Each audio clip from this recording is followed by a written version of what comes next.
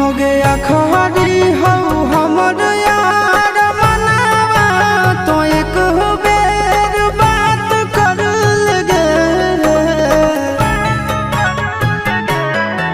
हो गया खरी हो हमर यार मनावा तो एक बेर बात कर लगे।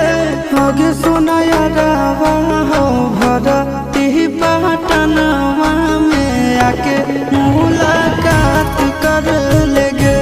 आगे सुना यारवा हो भरती पटनवा में आके मुलाकात कर लेगे।